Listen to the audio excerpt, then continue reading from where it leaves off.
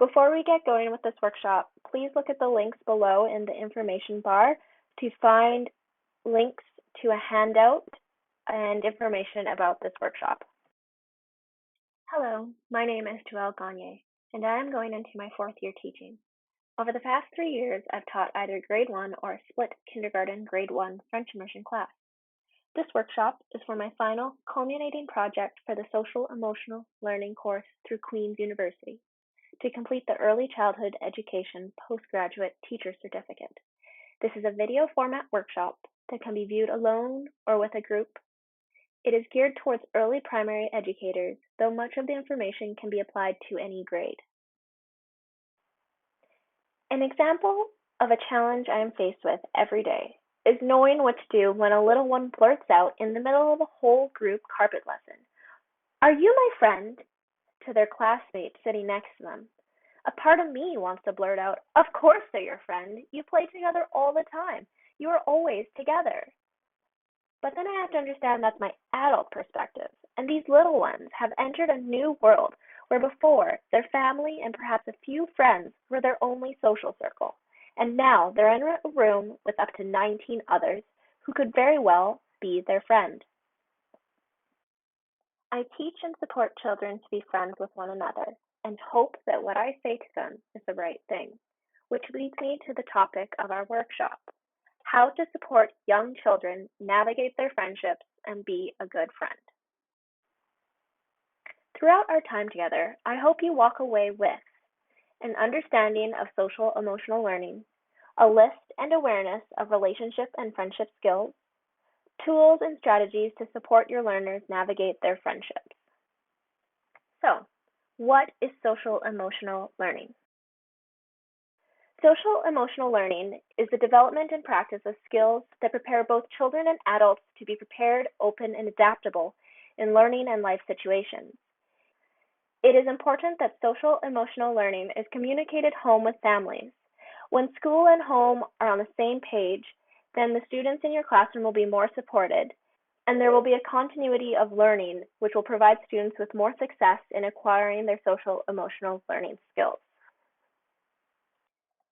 The 5 core competencies of social emotional learning from CASEL, the Collaborative for Academic, Social, and Emotional Learning, are self-awareness, self-management, social awareness, relationship skills, and responsible decision-making. The social emotional competency my students and I work on every day are our relationship skills. From what we've discussed about social emotional learning, the competencies and the topic we are about to unpack further, take 3 minutes and add to a know, wonder, learn chart. What you know, what you wonder, and leave the learn open to add throughout the workshop. Sticky notes are an excellent way, and if you have space on a wall, take a few minutes to do that with your group or write it down in your notebook if you're alone. Pause the video here and take a few minutes to discuss what you've written down for your know, wonder, learn. Here is a list of relationship skills that are provided in the handout. As you go through this list, consider which ones are the most prevalent in your classroom. I've had children in the morning socializing instead of doing their work and then glaring at each other in the afternoon. Emotions at this age can be extreme, and I can remember friendships seeming like the most important thing. The next 2 slides will illustrate that relationship skills are part of British Columbia's newly designed curriculum. The core competencies, which are sets of skills to ensure our 21st century learners are successful when they enter the world after their K-12 education, encompasses all social emotional competencies. Here you will see that relationship skills are present in every single subject area. This is for grade 1. The curriculum pieces in blue are curricular competencies, the do of our know, do, understand curriculum model.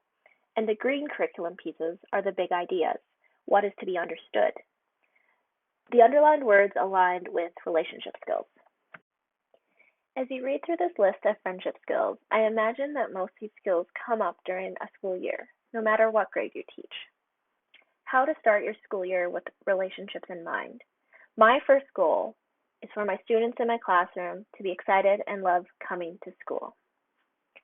This means that they need to feel safe within the room. with me and their peers.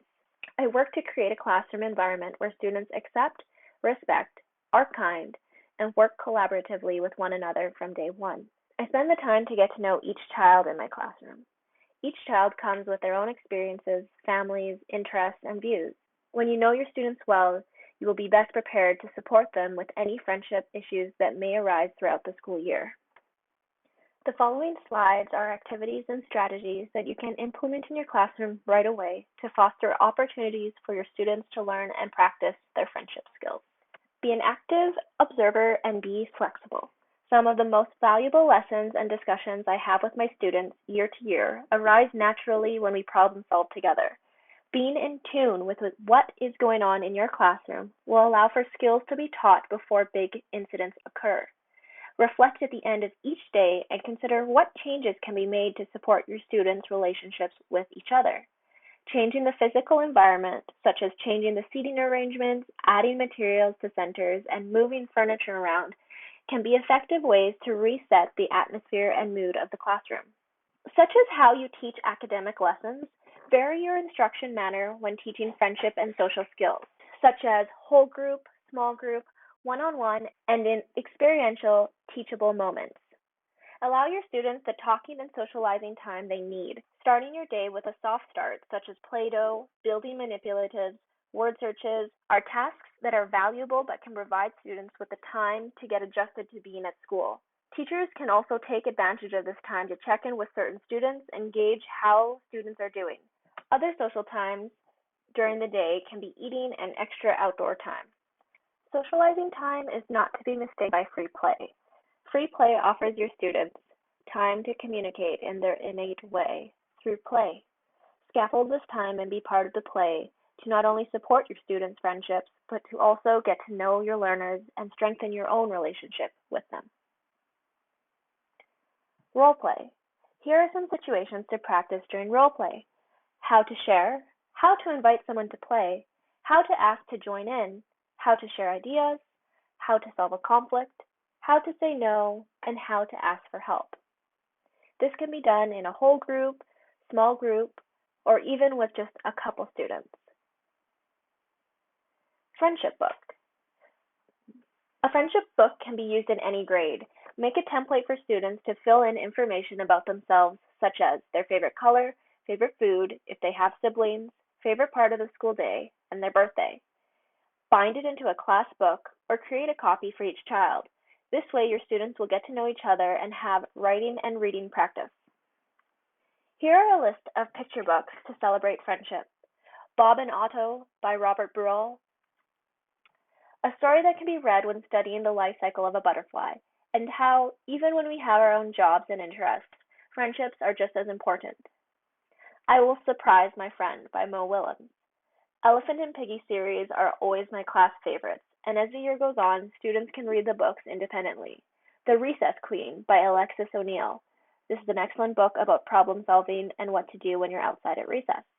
Lost and Found by Oliver Jeffers. A story about helping a friend and being able to recognize when another person is feeling lonely. The Rainbow Fish by Marcus Fitzer. Making Friends Through Sharing. Scaredy Squirrel Makes a Friend by Melanie Watt. A story on how our definition of a good friend can change with experiences. Many of these stories can be found as read-alouds on YouTube.